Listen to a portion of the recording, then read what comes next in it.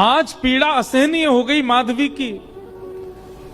अर्धरात्रि का समय ठाकुर जी के चरणों से लिपट गई और बोली, मैंने इतना बड़ा अपराध किया कि आप मुझे दिख ही नहीं रहे हो। हे श्याम सुंदर, अब पीड़ा मत दो, अब दिख जाइए, एक क्षण दिख जाइए, आप दिखें और मैं प्राण त्यागूं, बस मुझे और कुछ नहीं चाहिए। ठाकुर जी बोले, माधवी तेने मुझको अपना रूप नहीं दिखायो।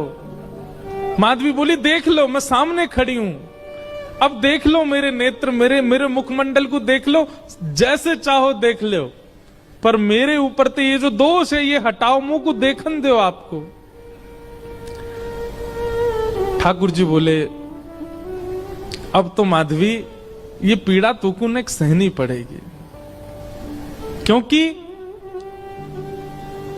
वस्तु का मूल्य तब चित्त में ज्यादा बढ़ता है जब वह वस्तु समीप हो पर मिले ना।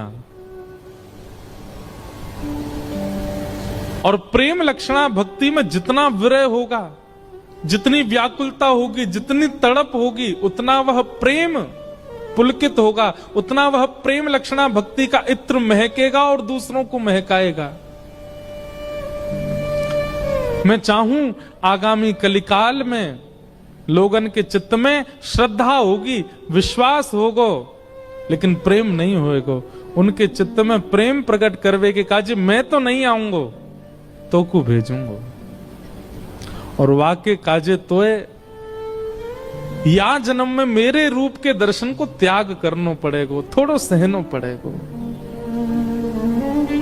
मीराबाई ने सहा है हमें और आपको प्रेम देने के लिए।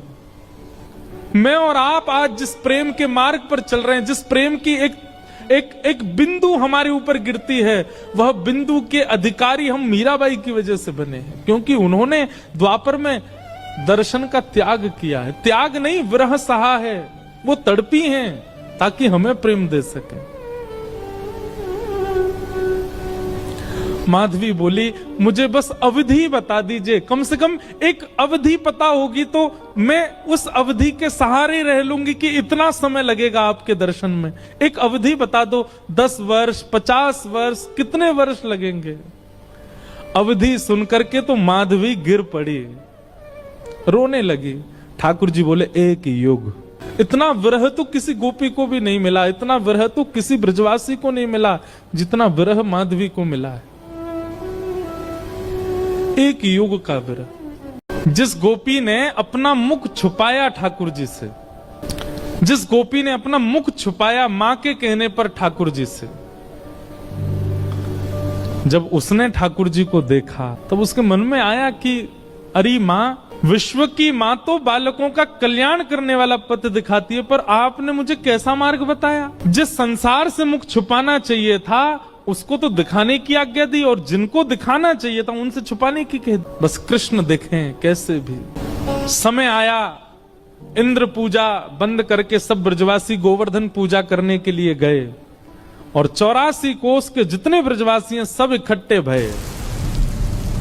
और वहीं इंद्र ने जब कोप करके वर्षा की, 7 वर्ष के ठाकुर जी ने 7 कोस लंबे चौड़े गिरिराज पर्वत को अपनी बाम हस्त की कन्नी उंगली पर धारण किया।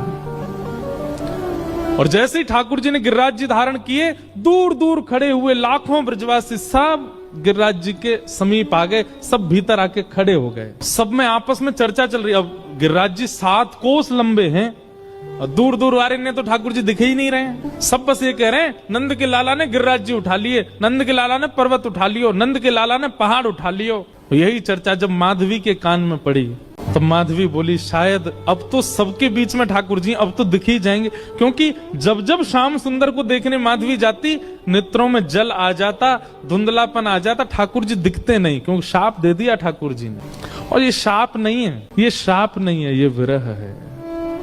ठाकुर जी दिखते नहीं है मीरा को, माधवी। लेकिन आज सोचने लगी, सबके बीच में ठाकुर जी खड़े, यहां तो मैं छुप के देख ही लूं उनको, शायद दिख जाएं। जैसे ही नेत्र भर के ठाकुर जी को देखने का प्रयास किया, जल भर आया नेत्रों में, मानो जैसे कोई धुंध आ गई हो, खूब मीड़ रही है, अपनी आंखों को मीड़ मीड़ के लाल कर लिए हैं, लेकिन ठाकुर जी दिख नहीं रहे हैं। आज पीड़ा असहनीय हो गई माधवी की। अर्धरात्रि का समय ठाकुर जी के चरणों से लिपट गई और बोली, मैंने इतना बड़ा अपराध किया कि आप मुझे दिख ही नहीं रहे हो। हे श्याम सुंदर, अब पीड़ा मत दो, अब दिख जाइए, एक क्षण दिख जाइए, आप दिखें और मैं प्राण त्यागूं, बस मुझे और कुछ नहीं चाहिए। ठाकुर जी बोले, माधवी तेने मुझको अपना रूप नहीं दिखायो।